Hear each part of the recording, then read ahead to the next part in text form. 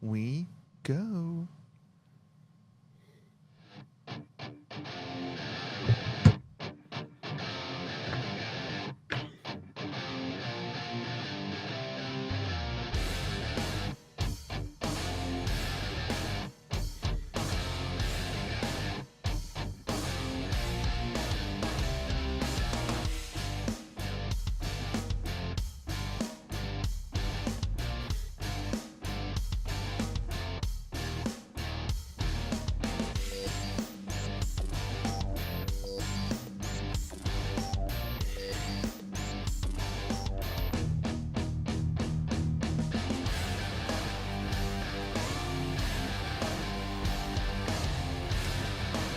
And good evening.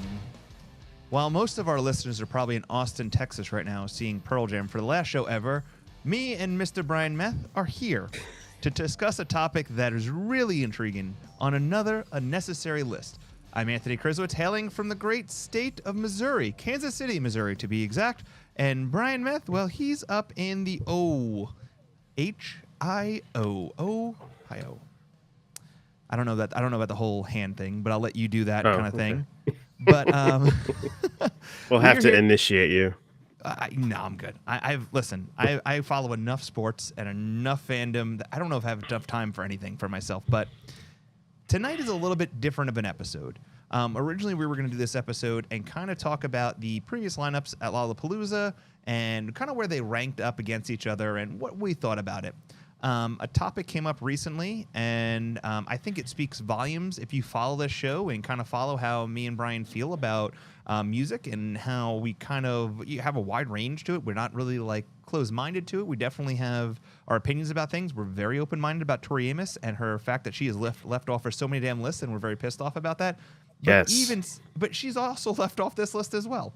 But There is a co-founder of Rolling Stone magazine that is recently putting out a book, or I guess upcoming book. Jann Wenner, is that how you say his name? Wenner? It's Jann Wenner. Okay, thank you. Jann. You're welcome. Wenner. Wenner. Is Wenner. But it's okay. Wenner? We don't need to pronounce his name right. Wenner. Is it Wenner? Wenner. I think it's Wenner. I think it's Wenner. Okay. We can call him Wenner all we want. All right. Well, there is a book coming out, and it's called The Masters. And I think it kind of flew under the radar a little bit. I mean, in the grand scheme of things, Rolling Stone's editors and people that work on the platform put out books all the time. But it was the comments that definitely came out afterwards that sparked a lot of controversy of why he's putting out the book and why he left out a really wide range of musicians that really, shockingly, based off his comments, are not in the book. Brian, why don't you dig a little deeper into this, and we'll kind of go from there. Cool. So for those of you, like Anthony said, Jann Wenner, co-founder of Rolling Stone, also one of the founders of the Rock and Roll Hall of Fame, and has been on the Rock and Roll Hall of Fame board for over 20 years, and very influential on the Rock and Roll Hall of Fame board. Has a lot to do with who gets in, who doesn't get in. Rumor has it he had an axe to grind against Duran Duran because they were a boy band and weren't, what he considered to be Rock and Roll Hall of Fame quality. So Jann, has done, with his privilege of being the co-founder of Rolling Stone, has done many interviews throughout the years, and he is basically culling through his backlog of interviews to create this book called The Masters. Conversations with Bono, Bob Dylan, Jerry Garcia, Mick Jagger, John Lennon, Springsteen, and Pete Townsend.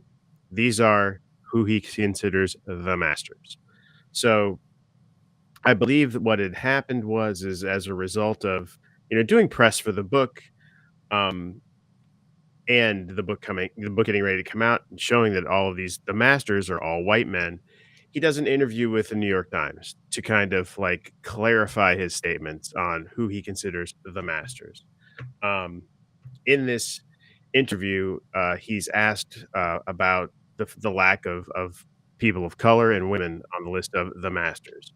The interviewers, I have the interview, I've read it, and it was infuriating, to say the least. So he says, the interviewer says, what about Carole King? What about Madonna? There's lots of examples of women. He said, "When I was referring to the zeitgeist," he likes these really cool big words. The Fucking hate that. zeitgeist, I was referring to black performers, not the female performers, okay? Just to get that accurate. The selection was not a deliberate selection. It was kind of intuitive over the years. It just fell together that way. The people had to meet a couple criteria, but it was just kind of my personal interest and love of them. Insofar as the women, just none of them were as articulate enough on this intellectual level. And he also made a similar statement. He loves to talk about articulateness. He says, so the interviewer says, "Oh, stop it. You're telling me Joni Mitchell isn't articulate enough on an intellectual level?" He says, "Hold on a second." The interviewer gives him another chance and says, "I'll let you rephrase that." He says, "All right, thank you. It's not that they're not creative geniuses. It's not that they're not inarticulate, although go have a conversation with Grace Slicker Janis Joplin. Please be my guest. Well, let's get on the Ouija board and have a conversation with Janis Joplin. Joni was not a philosopher of rock and roll. She didn't in my the Ouija board was I added that in there. Oh, okay. I was about to say, if he said that, Yeah. that's pretty fucking No. insane, but okay. I'm just like, you can't have a conversation with Janis Joplin. Sure. This is Joni Mitchell, was not a philosopher of rock and roll. She didn't, in my mind, meet that test, not by her work and not by the other interviews she did. The people I interviewed were the kind of philosophers of rock. Of black artists, Stevie Wonder, genius, right? I suppose when you use a word as broad as masters, the fault is using the word. Maybe Marvin Gaye or Curtis Mayfield. I mean, they just didn't articulate at that level. Interviewer, how do you know if you didn't give them a chance? Because I read interviews with them. I listened to their music. I mean, look at what Pete Townsend was writing about, or Jagger, or any of them. They were deep things about a particular generation, a particular spirit, and a particular attitude about rock and roll. Not that the others weren't, but these were the ones that really couldn't articulate it. So, over and over again in this interview, the interviewer basically gives Jann Wenner every opportunity To get to the foot out of walk his mouth? back, to get the foot out of his mouth. Yeah. Jann cannot articulate enough to get the foot out of his mouth. The result of this is, and let's be honest, we've talked a lot about the Rock and Roll Hall of Fame on this show, and nothing that they do is, shall we say, quick.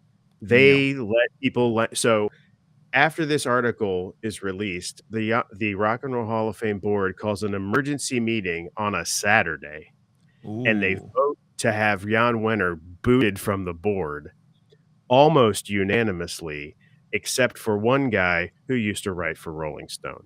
So Jann Wenner, founder, Rock and Roll Hall of Fame, Rolling Stone, gone from the Rock and Roll Hall of Fame board, because he came out because he wrote this book, and what will be one of the greatest flameouts in history jammed his foot so far in his mouth, I don't know if he'll ever be able to eat properly again. And we are going to talk about this list of masters and the women and the people of color that have been left off. Now, I got a couple of things. I'm a metrics guy. Yeah, of So course. I did some jerking around today when I was looking around at this article. Here's some things I want to touch base on. Just, Google rock and roll. Go to the Wikipedia entry. It originated from African American music. It is clearly written there, from jazz, rhythm and blues, boogie woogie, gospel, jump blues, and country. Then you Google, who did the Rolling Stones, who are their influences? Mick Jagger's influences were B.B. King, Muddy Waters, Chuck Berry, and Howlin' Wolf. 4 black men who are all in the Rock and Roll Hall of Fame. Now, I even went through the list of people in the Rock and Roll Hall of Fame, roughly 300 people. Anthony, can you tell me how many people of color may have been on that list of 300 people? Ooh. If you want to say half, if you want to say a third. I would say 25%. It is damn near 50%. 130 Wow. people of color are in the Rock and Roll Hall of Fame. The reason I said that low number, by the way, was because you said he had such a big influence in it. I thought he was holding some of those back. Exactly. And a lot of them are older groups, people that influenced people like Bob Dylan and John Lennon and Mick Jagger and all of these people, and to leave, who and my wife and I were talking about it this weekend, to leave, people of color and women off of a list like this. Wenner even said in the interview, "Well, if I was gonna be politically correct, I should have added a black or a woman." And you're like, Jesus. "What are you talking about?" I You, mean, you know the you sad can't thing. you think about masters and music, and the first name that comes to my mind is Prince. Oh How God, do yeah. you leave Prince With the off word of this list? when you think of mastering Yeah, music, you have to be almost a Swiss Army knife when it comes to things, being able to do so much yeah. more than just one thing. Prince did everything, and he didn't just do it Everything. good; He he did did it it all great. masterfully, Yes, playing the I can't drums. think of. I mean, I think Stevie Wonder. Oh I yeah, mean, so I wanted to get your thoughts on the people on the list, on the masters list, okay. and then we could talk about people that we think that could easily be slotted in, Prince being one of them. And So so we'll talk about these guys. We'll talk about, Jan Wenner and his giant foot in his mouth and what we yeah, think about this list of masters. But let's start, alphabetically and Bono. so here's the thing with you two Yeah. and Bono in general. Okay, they definitely. I think Bono is a talented musician and has had a lot of hits through the '80s and '90s. I mean, Yeah, there's no question. How to Dismantle Atomic Bomb probably is the last really good album that they made that Mhm. actually had hits on it. Since then, really nothing of Yeah. importance. I mean, they got, they threw a friggin' whole album on everyone's iPhone that really pissed everybody off a couple years Yeah. ago. Yeah, they're still dealing with that. Oh, they're still dealing with that. But here's the thing with Bono. Bono's a showman. Is he a Mhm. masterful lead singer? No, not by any means. No. Is he a masterful lyricist? I don't think so either. I think his songs were No. always catchy. I think they fit a niche. I think that's why I like the majority of the majority of people following you too, and it's not because, oh my God, this changed my life and these lyrics mean so much. No, not No, really. it's really safe. I think I that agree with you. YouTube music is really safe. I think that there are a couple of records in there, like Joshua Tree or Mm, Octopus Baby. But, I honestly I'm like, the creative force in that band is the Edge. It's not 100%. Bono. Yeah, Oh yeah, it's not Bono. And to even to me suggest that Bono is a master is just shows me that you don't understand what the concept of a master is. You correct. know, I think even compared to all of these, although we'll talk about Jerry Garcia later, and I might get a little, flack from the deadhead, but I'm pretty sure I will too. But okay, continue. we're talking. I mean, let's. Who do you? I look at this list and I see two names. I think two names that I would truly call masters. Well, let's continue through the list. Well, who's next on Okay, the list? next is Bob Dylan. Now, Um, I am not a and Bob I Dylan know that fan, I'm not a Bob Dylan fan, but I but respect the fact that he is a true poet and he's I do. A masterful poet, with his lyrics. yes, and I do agree, and I think that he's one of the two people that I agree. Um, one of the three people I agree. No, Well, I'm and going to say two. here's the Well, thing: I'm going to when say you two. in 30 years' time, right? And there's going to Mhm. be movements in our country that are consistently up and down. There's going to be Yeah, songs that still, I guess, his lyrics are definitely going to move people consistently throughout I the think they time. stand. I think they stand the test of time. I think you're right 100%. about. Mhm. Sunday Bloody Sunday is only going to go so far. You know what I'm saying? So, Mhm. I mean, while it's a great song, is it masterful? No. I think Bob No, Dylan, even though I don't like him, and I prefer, honestly, if you had tickets for U2 or Bob Dylan, I'd probably go to the U2 show. sure. Um, So would I. I still think that as a master in his class and a Mhm. master of a Yeah, musician, yeah, you can't deny that Bob Dylan is by far. I mean, I is agree. it Yeah. is his vocal range the best? No, but No, no, but we talked about that in the singers list. Bob Dylan's not correct. a great singer, No. but is he a master of his craft? And I think yes. I think I agree with that. Okay. Um, Jerry Garcia, I no, Oh, no, Jesus. sorry. So here's I the also thing. think of the Grateful Dead was certainly more of a band, and I think that Mhm. calling Jerry Garcia a master really lessens, like, the Phil Lesh contribution. I think that Correct. that seemed more like a collective to me. I mean, a group of musicians. You look at, Dylan, obviously a solo artist, Springsteen, a solo artist. Um, I think that those two stand out to me as being the true masters on the list because they're not. I think that this list is extremely myopic, and Mhm. it's definitely Jann Wenner's like, "These are my masters, mer," and, like, it's his very, like, baby boomer, you know, list of I don't know what you wanna call it, but, I don't get the Jerry Garcia thing. No, for me, Jerry Garcia. First of all, Grateful Dead was popular because they were able to take advantage of a time in Mhm. American history that that people needed to get away from.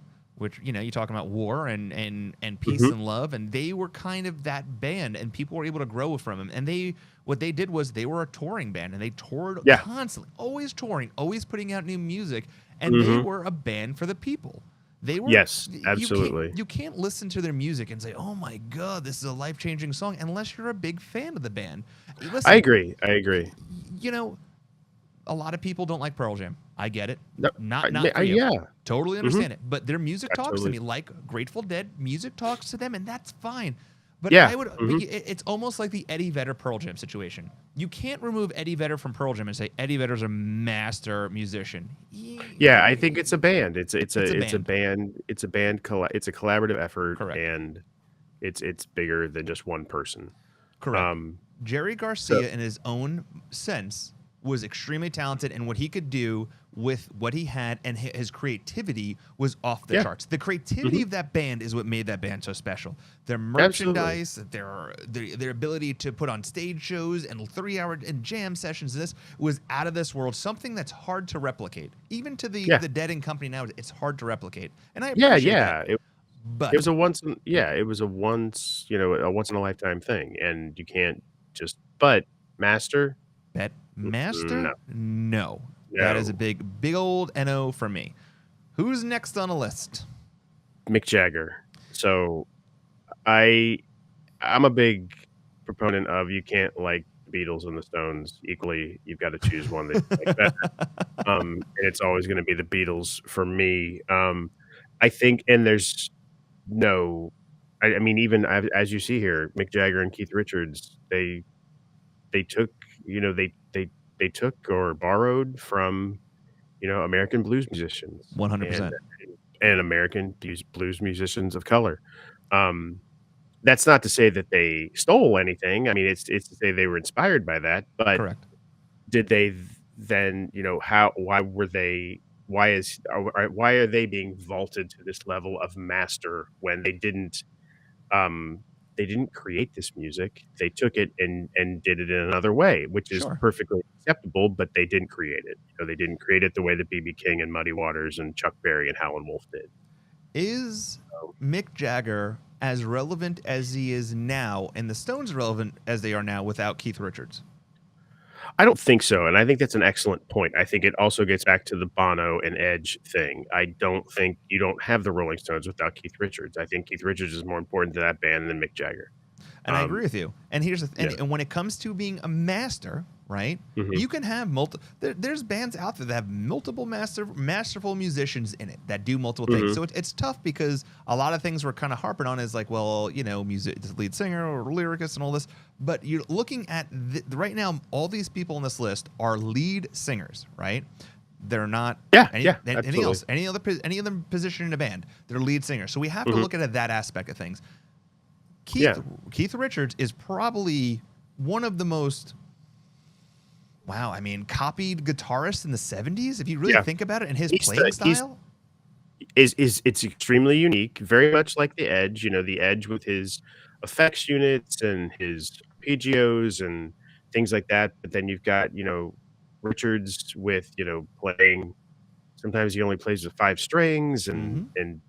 downtunes the guitar, and that's, was really innovative for that time. Um, but yeah, I think those are things, yeah, Mick Jagger gets up there and he sings songs and struts around, but and writes some of the stuff. But I think Richards is definitely the creative heart and soul of the Rolling Stones. So And once again, we're not taking away from the fact that Mick Jagger's super talented, super creative, sure, an amazing musician. I'd go see him live again. Totally, I have nothing against the Rolling Stones, but in the same sense neither do too, I. when you start labeling masters over other musicians, like I'll tell you Yeah, right now, once again, I'll keep saying Jimi Hendrix, Prince.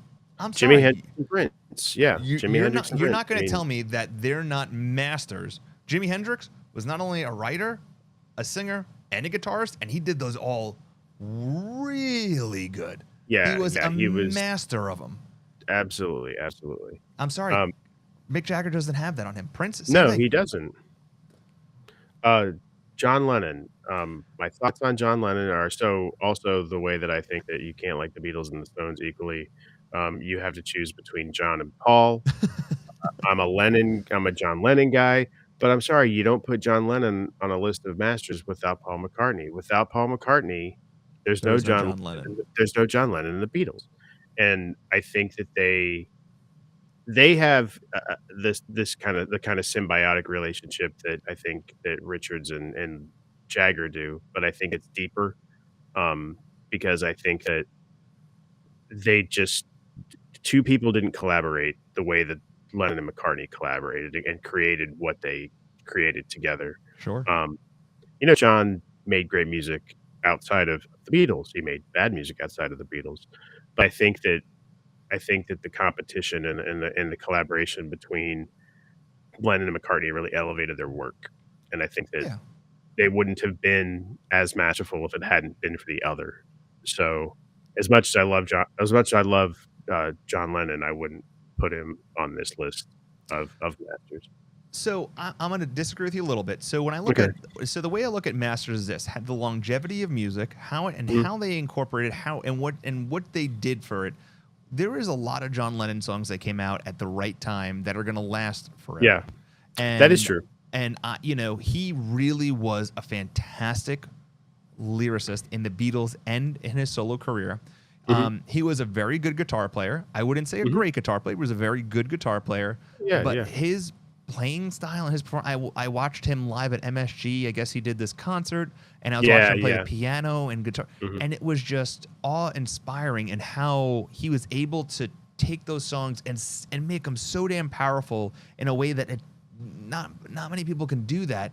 That's true. Yeah. So for me, like, I find him to be a master of his class. I mean, he wrote a lot of the songs just like McCartney did. I think McCartney is a master. I think that I think you can even look at George Harrison and say that he's a master. Ringo, I think my so wife. So my wife and I said the same thing. She was like, I think you just put Beatles on there minus Ringo, like all the Beatles and no Ringo. And that's right. So the next one on the list is Springsteen. I do think Springsteen. I do classify him as a master. And you look at just the creative, like you were saying about John Lennon, and just the creative force of Bruce Springsteen and how long he's been doing this. He's definitely been the voice of the working man and the middle class in America for 40 years, 50 years even. And I really don't think there's an argument there. I mean, he's been, with the E Street Band, he's played solo. He just kind of does. He's just definitely the working man's musician. And I do think I would consider him a master. Oh, 100%. I mean, I've seen Springsteen quite a few times. Big Bruce Springsteen fan. Yeah. I've seen him in multiple states, seen him multiple nights over and over again. Really enjoy him. Constantly. Constantly changing. Oh, yeah. I mean, evolving. The set lists are changing. He's up there. It's like a religious experience. I mean, he's like, it's almost like like some sort of tent revival or something like that. 100%. Yeah. Sort of preacher out there. And just the way he can still do that at that level is amazing. And he has a lot of moments in time from in his career, starting all the way back in the 70s, from playing, playing at Obama's inauguration and how powerful that was, to playing after 9/11 to raise money and playing what was The Rising? No, My City of Ruins. City of Ruins, yeah, Yeah, but My City of Ruins. The Rising was the album after After 9/11. 9/11, yeah. Yeah, But I mean, yeah, he which is a great has record. I mean, he has oh god. so many great albums, and it's not like, "Oh, there's 2 or 3 great songs in there." No, No, there's a shit ton. there's a shit ton of great songs by Bruce Springsteen. And he knows how to touch the soul of like a working class family. Like he just knew how Yeah. to speak to people in a way that really resonated with you and how I don't know. There's, when I see Springsteen, I feel like he's singing to me, and that's hard Mhm. to do. Like I go to concerts and stuff. I'm like, oh, this is so much fun. But like when I'm listening to Springsteen, I feel like his songs, even like when I see Pearl Jam, it's like they're singing to me, and it's like really like It really speaks to you. yeah, Yeah. 100%. And It and and he's it really so masterful. Oh, yeah, absolutely. There's no question about Bruce Springsteen. Think we're gonna have some bad things to say about Pete Townsend. Oh god, yeah. Listen, I like the Who. I like the Who, I but Who fucking doesn't like The Who? But Pete Townsend is a piece of garbage. I mean, he's he just not a is. cool guy, and to me, this one sticks out like a other even more so than Bono. This one sticks out like a super sore thumb Yeah. in this particular list. Like, you're like, "Pete Townsend? Like, what?" I mean, So I first it want to say really this. The yeah. Touring Fan Live, we've raised money for The Who, and we've raised money for Teen Cancer America, and I think it's an Mhm. amazing cause, and what Robert Daltrey is doing for it's fantastic. And I know Yeah, that I Pete love Townsend's Daltrey. involved in it too, so I'm Mhm. not, I hope I don't offend anybody by saying this, but the actions that Pete Townsend has had in the past that he's been tried on and he's been convicted Mhm. of, unfortunately, are going to stay with you forever. Your music Yeah, might be yeah. fantastic. There's plenty of, we've Mhm. had this conversation before about different artists where Yeah. they've done bad things and you still can love the music, but it's hard to separate them from the actions they've had in the past. Now, Yeah, it really is. has Pete Townsend wrote a lot of great songs? 100%. Mhm. Is he going to be someone that kids that haven't even been born are going to mirror their guitar? I mean, God, how many people do the air guitar fucking Oh, hand in the the windmill, oh, the yeah, I windmill. mean It's so it's and Eddie was and he was super influential to Eddie, yeah. and Eddie's not, not shy about that, and I understand that, but, but to call him a master is it minus the questionable things he's done, uh, to call him a master, I think is a huge misstep. I mean, it's just I think he's a great musician. I think he's a great guitar player. I think Sure. he's written great songs. I don't think he's on the level of these the level of master in my Well, mind. Well, let's look at what Pete Townsend is. Pete Townsend wrote majority of the lyrics for The Who, Mhm. and he's a Absolutely. fantastic guitar player. But Mhm. now let's look at somebody else from that generation that also did that, but also sang. And via Jimi Hendrix. Jimi Hendrix Mhm. wrote a lot Yeah. of great songs, played guitar extremely good, and he Well, and sang they had really yeah, good. he sang really, really well. I mean, and he just there's something about I mean, obviously there's the mystique behind, Hendrix and his young death and the 27 Club and all that kind of stuff. But I think that I think personally, his work cemented his place in history well before, this I mean, there's the Star Spangled Banner at Woodstock. There's Monterey where he lit the guitar on fire, which was because, of a thing about him and the Who and who had to play last. And he was basically like daring them to do something crazy. And he lit his guitar on fire. I mean, there's something about these so many quintessential rock and roll moments that Hendrix was a part of. I mean, you think like, would there have been? We've talked about Eric Clapton. Would there have been an Eric Clapton if he hadn't seen Hendrix? I mean, how many people Hendrix influenced and just the originality. I mean, we've seen a lot of people come out and play guitar great and write great songs like Pete Townsend.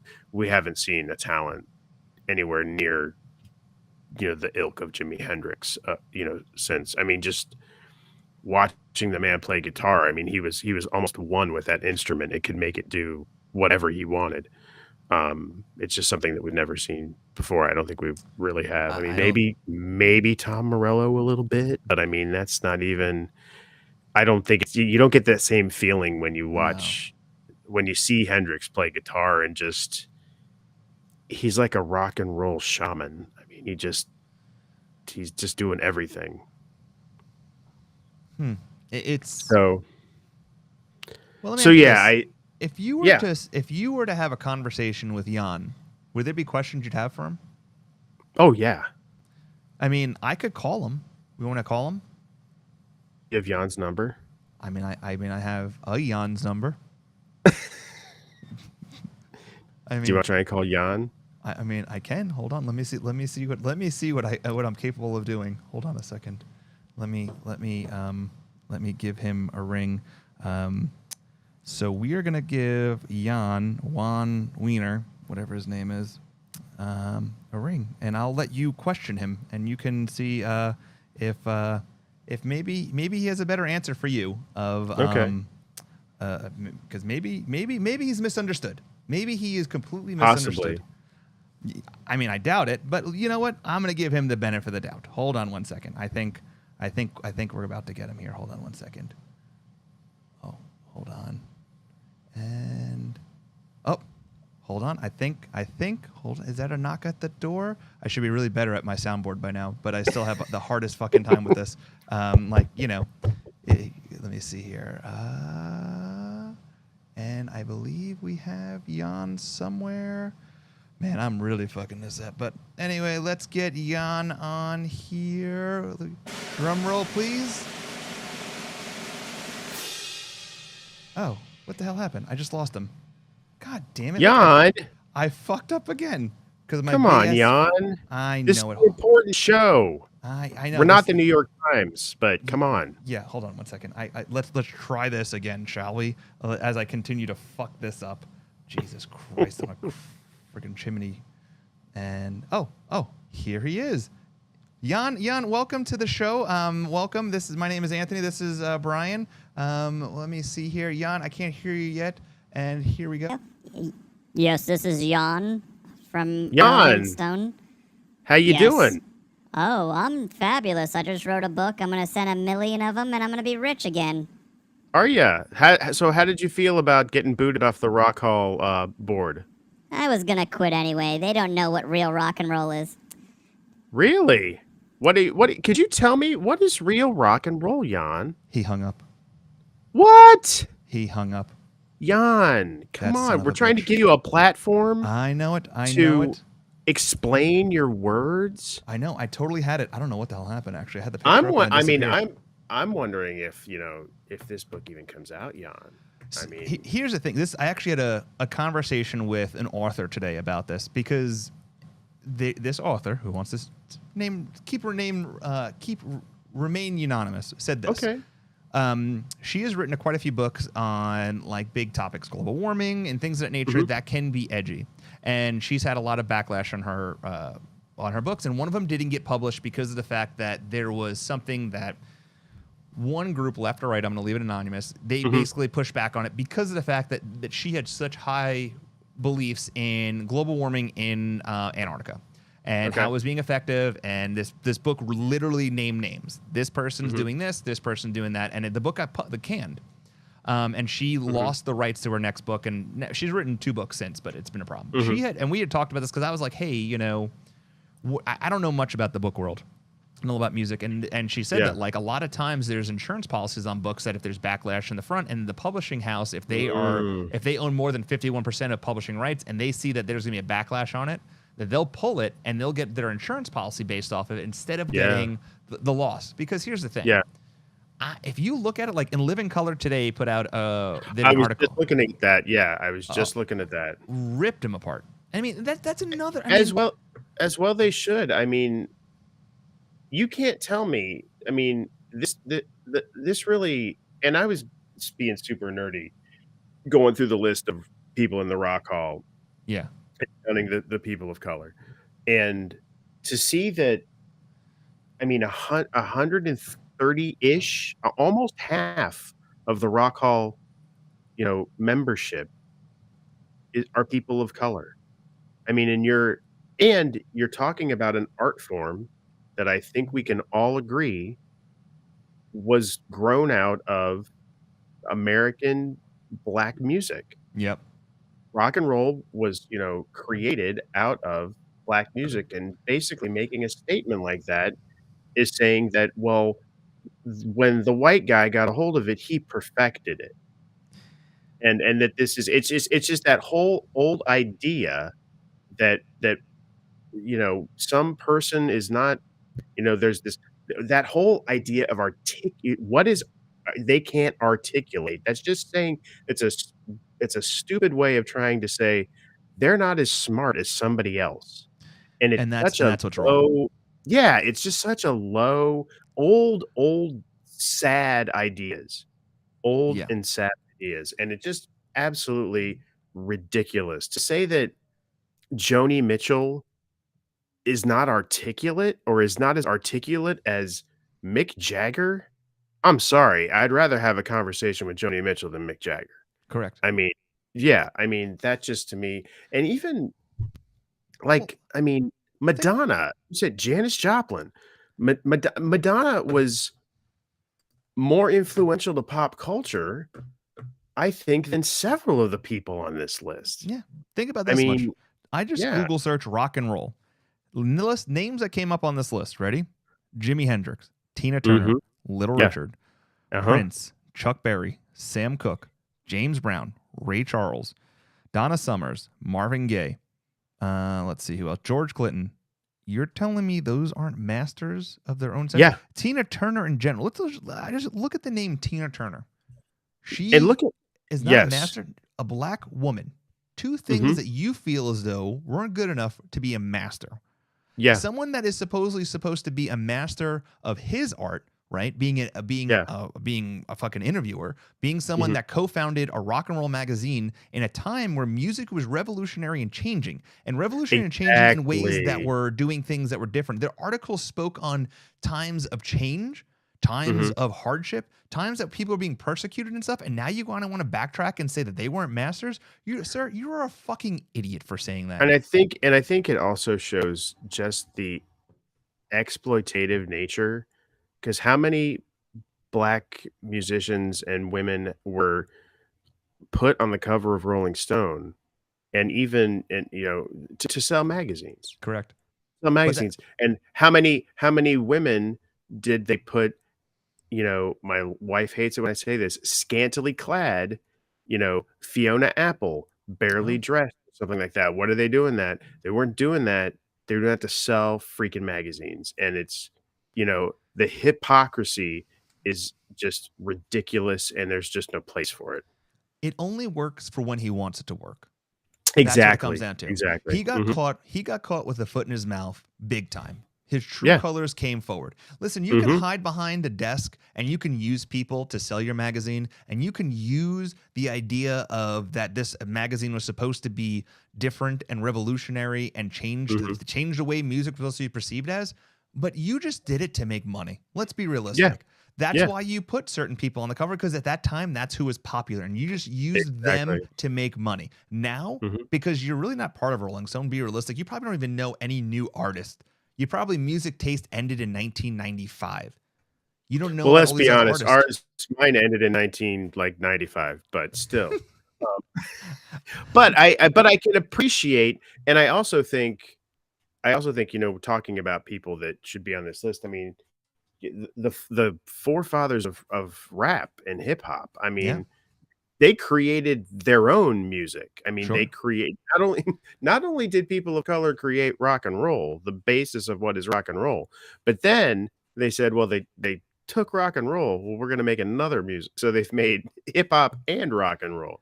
And you've got like, Grandmaster Flash and Run DMC and people like that. And, Chuck D, Chuck D, not a master. I mean, And here's the thing, too. If you think about this, if they asked the question over again, right, and they said, hey, why didn't you have certain people in there? All he had to say was, hey, I've interviewed a lot of amazing people over my time.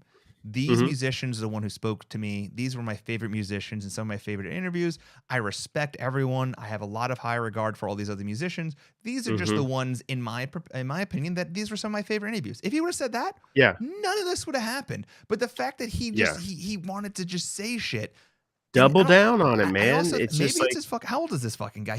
Maybe he's got dementia or something. I don't know. But what he said was absolutely unnecessary and ridiculous.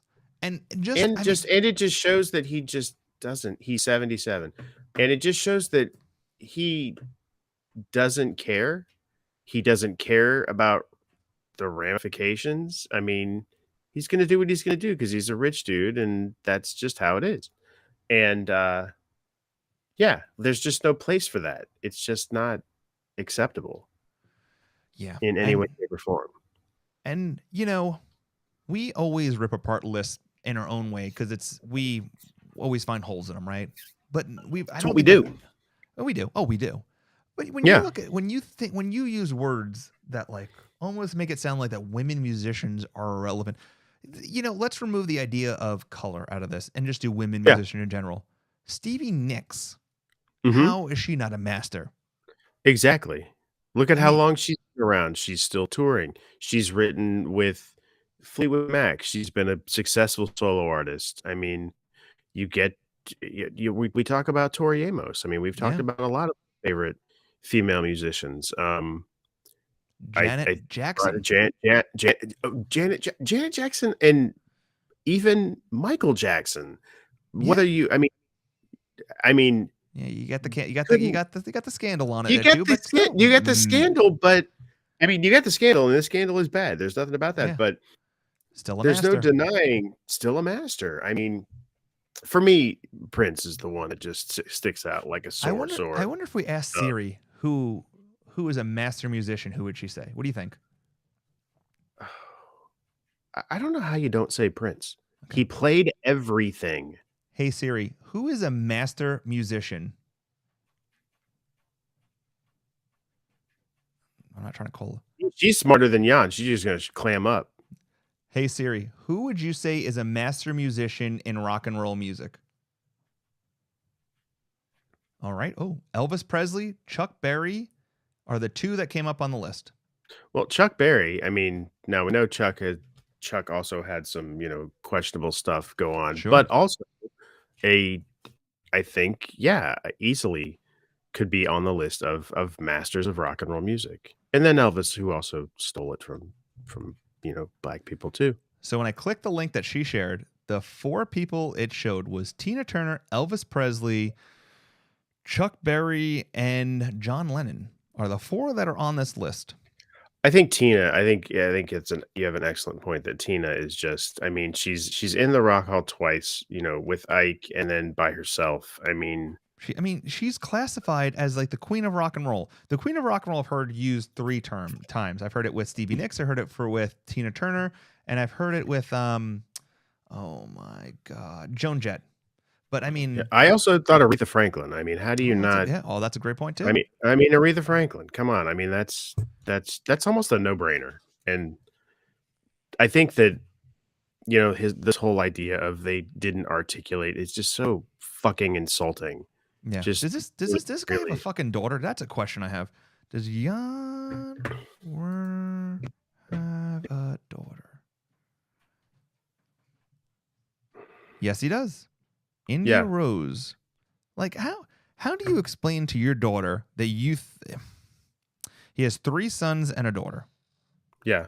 What? How do you tell your daughter that, I'm sorry, honey, I just didn't think I couldn't find one lady that none of the ladies could articulate themselves quite as well as Mick Jagger. Yeah. Yeah. Absolutely ludicrous. It's ludicrous. I mean, in a time where we and I think we've had this conversation too. I have a 7-year-old daughter. She plays in a band. She loves rock and roll. I take her to concerts all the time. I always want her to see musicians on stage. I want her to see female musicians on stage. I want it to be powerful. I want her to feel a sense of empowerment and fulfillment, and to show that anybody can do what she wants to do.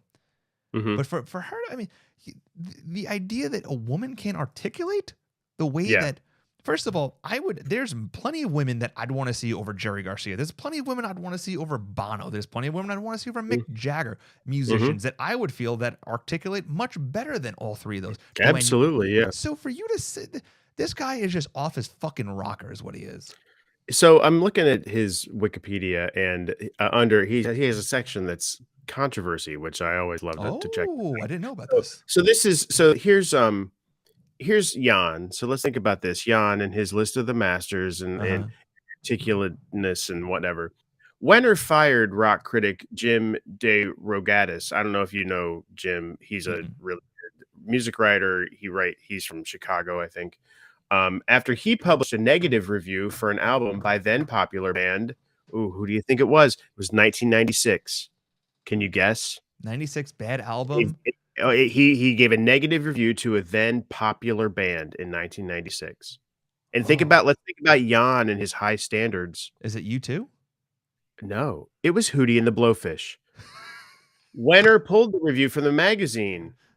Asked by the New York Observer if Wenner was a fan of Hootie and the Blowfish, Dave Regatas responded that Wenner is a fan of any band that sells 8 million records, and Wenner fired him the next day. Oh my God. So I think we see what kind of a person that Mr. Wenner is, who likes to use women and people of color when it suits him. But when it doesn't, he's just going to hang out with his, crusty old white friends and listen to some U2 or something like that. That's right. I wonder what his favorite U2 record is. What really moves I wonder him. if he actually knows what a master is. I wonder if he actually listens to music. I don't think he does. I mean, now granted, I think, I think people listen to music of their time. I don't see Jann Wenner, sitting in his, penthouse apartment in New York City, throwing on,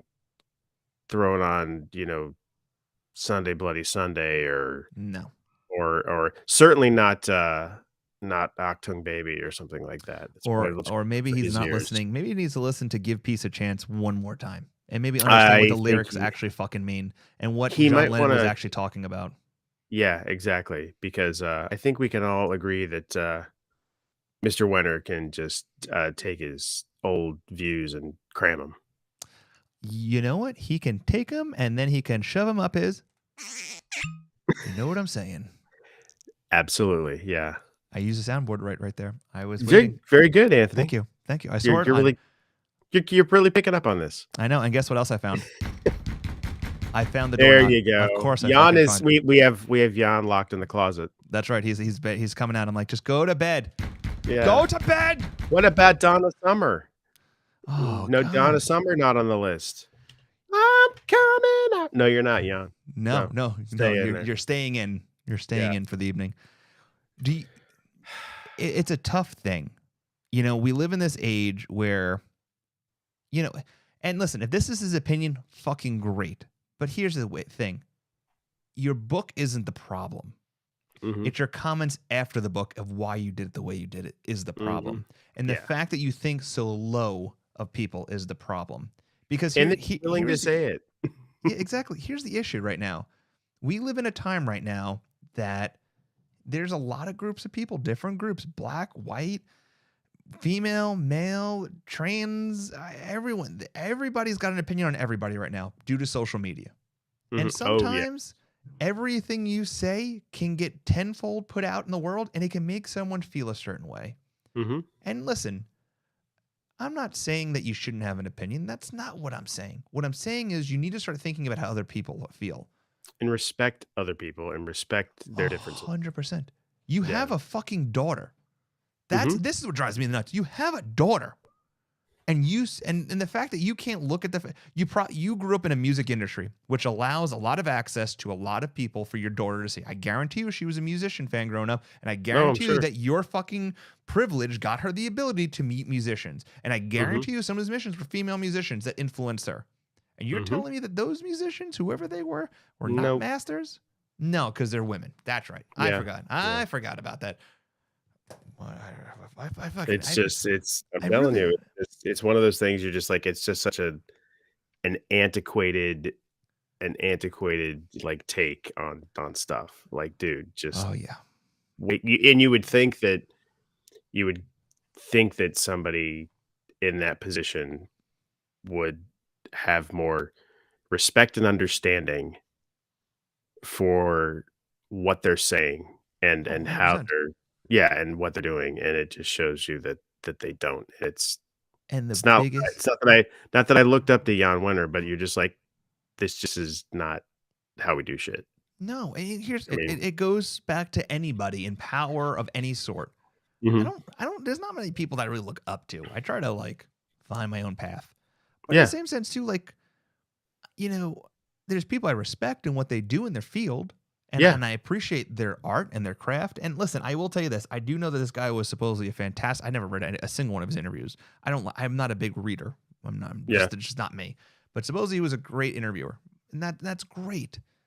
But the fact that you don't comprehend the fact that there is a whole class of people out there that are masters in Mhm. music, Mhm. and you're just going to oversee them because you think because of the way they are, female or black, because they're Mhm. not white males, and then because you're questioned about it, then you say, "Oh, I should have put a black on there."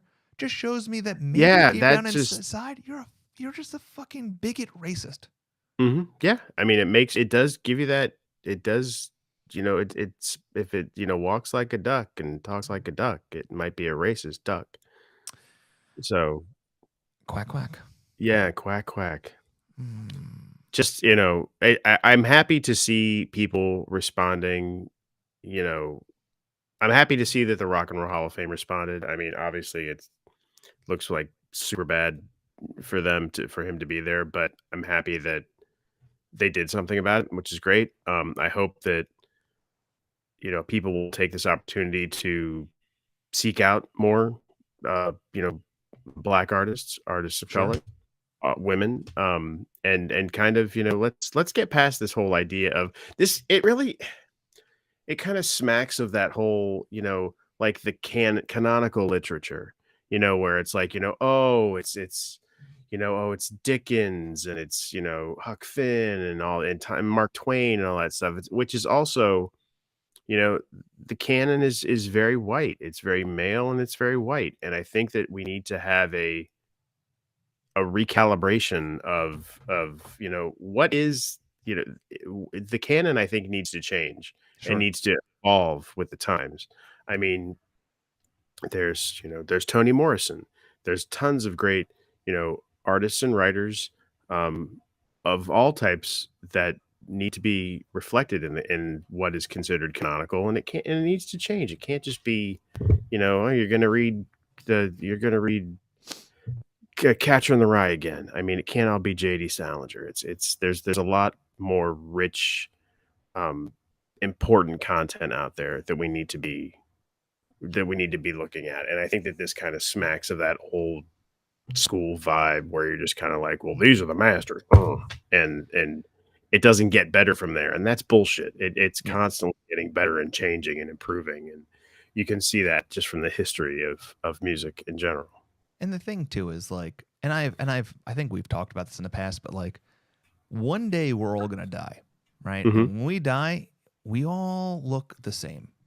Everything decays, and all underneath all of that is the exact same fucking skeleton. Ashes to ashes, And dust to dust to dust, dust, man. 100%. And here's the thing: these musicians that are putting things out there, right? A lot of times, female, male vocals, you can probably determine which one's the other one. But black to white, most times you can't fucking tell. And you're gonna No. tell me because of a certain color or a Yeah. certain race or a certain sexuality or sex, it's just it's beyond me. And it's just like, what year are we fucking living in? Like it's Yeah. 2023. How the hell is it like I feel like every time we're taking like fucking 10 steps forwards, we take 67 back. And that Mhm. is the problem that lies today. It's just silly. You know what it is too? Like we should be having a show tonight about a fucking festival and ripping apart some festivals over other festivals. But tonight Yeah. we Mhm. literally had to hit a hard topic because when you showed it to me, I was like, wow. At first, I'm like, you sent me, hey, I really want to have a moment to talk about, Jann Wenner, and I'm like, who the fuck's Jann Wenner? And you're like, oh, well, you didn't hear about this? I said, no. I said I've been on a Pearl Jam high for 2 weeks, and Yeah. you sent me the thing, and I'm like, I read it. I'm like, is this like an old article? I'm like, no, it's fucking from a day. Like, how the Yeah. hell in 2023? And first of all, as someone who interviews people for a living, you would Yes. know Yes. when things you say from the other party is going to go out in the world, it's going to get big. You, as an Mhm. interviewer and someone who's a co founder of one of the most popular magazines of the 21st century, you're telling me it's insanity. He just doesn't care. He just doesn't his head is so big, he's just like, "What? Oh no, Brad. No, we're just gonna slam into the Tori Amos segment right now. Brad called me today, and we were talking about because he saw the listing, and you Yeah, know what, I've gotten better about writing up my things. I think today I it had was an a excellent write up. oh, thank you, appreciate It it. was fantastic. I loved it. I'm trying my best. I'm not the best writer. I'm not the best. I'm not the most educated person. So I've take my time. I figure it out. Anyway, Brad's like, oh, so you can? I'm like, yeah. This is a brutal topic, and it sucks that we have to talk about it. But realistically, like in the way that we've done our show for over a year now, we've been doing our show for over a year now too, Brian. And actually, as a Yeah. matter of fact, it was 3 years ago today exactly that you came on Touring Fan Live as my second guest for the show for an Evening With series 3 years ago today. Oh wow. And it was 7 years ago that you came on what was the Stranger's Tribe for was Anthony Live Now, the Stranger or Tap Time Live with Anthony, the Stranger Tribe, and we talked about poster artists and all that shit, and we talked about the poster and all that was a long ass time ago. Yes, But it was 3 years absolutely. ago. I saw that today. Like 3 years ago today, it was an Evening with Brian. I'm like, damn. And like the things that we've done since then, but Absolutely. nonetheless, But yeah, it's I mean, yeah, I saw it this I'm like and I was like, "Oh," went to my wife and I was like, "You gotta hear what this sumbitch said." mm, But it's just yeah, you're just like it's just it's mind-boggling. it really is. It's really surreal and mind-boggling that we're still having these conversations in 2023 and that you're like, it's like we got to sit people down and be like, this isn't how you do stuff anymore. It's No, not cool and it's not right and it's just not acceptable. I just, yeah, I just don't understand. Like you Yeah, would me think neither. when you look at things and you're like, it just seems so simple. Yeah. Look like for this list, right? Let's just remove the book from it in itself. Let's look at all the shows we've done over the last year. Listen to this. Hmm. When you would say, if I were to call you and I would say, hey, Brian, I'm trying to come up with a list of the most masterful musicians in rock and roll, Hmm. right? And I Yeah, know that both of us, I guarantee, we both be like, oh, Prince is easily on the list. That'd be the first person we would say. absolutely. Prince. And I don't know if this guy's interviewed Prince, so maybe that gives him a little breather room, right? Like maybe that's not part of Hmm. his masters because he never interviewed him. All right, give him the Could benefit of be. the doubt. Whatever. Yeah. Prince, Jimi Hendrix, Bruce Springsteen. I mean, the list could go from there, right? Yeah. I think I mean, that's a pretty solid foundation right Tina there. Turner, Tina Stevie Nicks, Turner, Janis Joplin, Tori Amos, Tori Amos. I mean, yeah, Madonna. I mean, I think Madonna. whether you like Madonna or not, you can't Correct. deny her staying power and her, influence on pop culture and all that kind of stuff. So I Dolly think Parton. Brad Dolly brings up. Parton, Yeah, Dolly Parton, Dolly Parton, Willie Nelson. Well, Willie Nelson's a white guy, sorry, but that's okay. but I think that my hope for this that something good will come out of it is that Jan will have, not being on the Rock Hall board will have a better experience with who we're going to start getting in, and I think that his biases will, stop filtering to the nominees and people that eventually get into the Rock and Roll Hall of Fame, which I think I hope that that's a positive thing. Well, we've Because talked about the Rock. we've still got Soundgarden, we've still Yeah. got Rage Against the Machine, we got They're Not All White, and we need to see that they get into the Rock and Roll Hall of Fame at some point. I agree, and the interesting Yeah. thing is we've had shows about the Rock and Roll Hall of Fame now for quite a few years. I think we did Yeah. this was the third year. We had different variations. We kind of threw shit together and all that Mhm. stuff, whatever. Yeah. But we've really broken into it a little bit because we thoroughly disagree. Many times they put shit together. But Yeah, I mean, I even looking at the list today when you're just like, there are some that just like, come on, man. I mean, Bon Jovi, Def Leppard, oh and you god, see them on the list with, with Tina Turner and with Ray Charles and James Brown and Bo Diddley and Aretha Franklin and Marvin Gaye, and you're just like, these people are working on another level correct. than and I think we've had enough. I think we've had this conversation. We've had enough of the hair metal. I think we stop with Yeah, that and we take a start break. getting, we get Alice in Chains and different people. Soundgarden, definitely deserves their Black spot. Flag. So Black Flag. The fact Black that Flag and punk and Yes. maybe there'll be less of a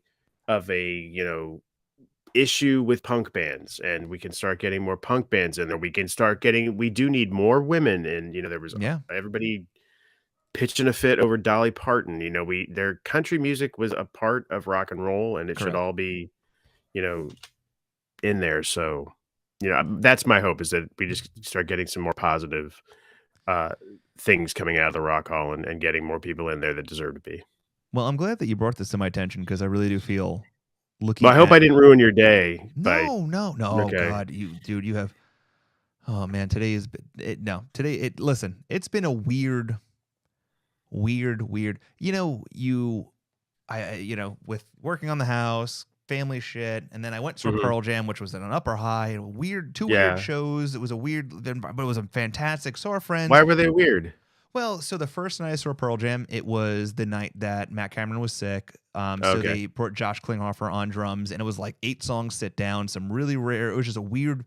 It wasn't a bad vibe. It's just like wasn't what you were expecting. And then it was like, and then I think like there was like, oh, who else could come out on drums? And then it was just him, and like you could see that like Josh is a very talented musician, but he's not a masterful drummer by any means. I would say Matt Cameron's a masterful drummer. But it was just it was different. And then the second night was fantastic, and I had a great time. I made a lot of friends and saw a lot of friends, and it was a good time. Cool. But then you come home, and then I got to see Charlotte perform at School of Rock with her band. Yeah. And then things just start slowing down. Then you're back to work, and then reality sets in, and then I mean, we found out Brady has to go to Mexico, so then I had to buy plane tickets to Mexico, and going to a third world country is in a part, it's in a different part. We're not going to like Mexico City. It's like I forgot what it's called, Guadalajara, I think. Guadalajara, And I was told like there's parts of there like you definitely want to have a guide for, and trying to figure all that out. And it's just a lot of stress. But then it's just a lot. We're with the Touring Fan Live. We're about to get the website redone. The shows are all awesome.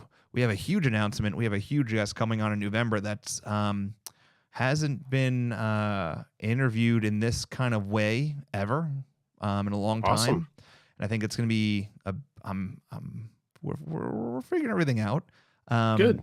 And then we have some other things. So the Touring Fan Live is going to really start kicking things off again. We got the shows. Our new season really starts in October for a lot of there's shows that rotate constantly, like our show and Touring, and then Let's Talk Vinyl. But there's an Evening with and Destined to Remember and some other shows that they kind of have their seasons and they're coming back up. So I do it to myself. Yeah. I hear you. But yeah, dude, when I saw this, I was like, what the fuck? I was like, what the fuck is with people nowadays? Well, I hope I think it was a good conversation, and I thanks for taking the turn with me, and I actually had a conversation about you the other day. We were in line, and we were talking about the Pearl Jam posters in general. We were in Austin night. It was the day in between Austin shows, so it was the day that they were selling both night 1 and night 2 stuff. On that Thursday. And they were talking about these poster artists, and some people were giving their opinions about artists they don't like, posters they didn't like on this tour. And I said, I understand why Mr. T-Shirt is doing the way he does it. He has a circle of friends. He starts bringing in his friends, different friends and stuff. But I said there's been artists that have been overlooked for years that need to be brought into this world that deserve it because of how much hard work they've done and how they been looked. And people brought up different names, and I'm like, listen, Brian Meth is a prime example of an artist that's been overlooked for years. He's done a lot of great things with a lot of great bands in this world. He's really stretched himself into ways that he's consistently changed his dynamic of things, and he's done so much for the community. And if you're telling me that you don't think that is someone deserving of a print to go out in this world, there'd be so many people that have followed you so long for so many years and watched you do Foo Fighter prints and so many other prints, and you did the Nirvana series and the art series and stuff. It would be huge, and it'd be almost like the community having a win, and it's long overdue, and it's fucking insane. I appreciate that. But yeah, it was. You were talked about, and I fought for you. I jumped on a soapbox. I said, "God damn it, people!" I said, "Is Mr. T-Shirt here? I want to talk to him." And I said, You listen to me, you son of a bitch. You put Brian Meth on the next tour, or so help me God, I'll never see another Pearl Jam show again. And he says, never. I said, well, it might take me. Yeah, no, I'll go. I'll continue going. But God damn it, you put Brian Meth on the fucking ringer. You make me tear up, man. But but unfortunately, I found out Mr. T-shirt was just a guy wearing a T-shirt, and it wasn't him. So I don't know how far it's gonna go. Well, I appreciate it. Yeah. No, I've always adored everything you do, and I adore you as a person. So it's gonna happen. I'm gonna start a campaign, and we're gonna get that thing signed. We're gonna go around and we're gonna push it. It's gonna happen. And you know what? Thanks, man. If the rumors are true and Pearl Jam's will play Kansas City, then I'm gonna fucking make sure that a Brian Meth is doing a Kansas City poster, or so help me God, I will stand on that soapbox again in the streets of Kansas City, playing my ukulele, singing "Give Brian Meth a Chance." Give Brian Meth a chance. Just like John Lennon once sang before. Absolutely. Well, thank you for listening to us tonight, and we appreciate. I guess we should hit the music a little bit right in the background. No. We appreciate everybody that listens, and Anthony, thanks for having me. Dude, always having you. We're together. We are. I know. One. If another unnecessary list was a circle, like a show, it'd be a circle, and you'd be on the top and I'd be on the bottom of the circle. And it just keeps going around, forever.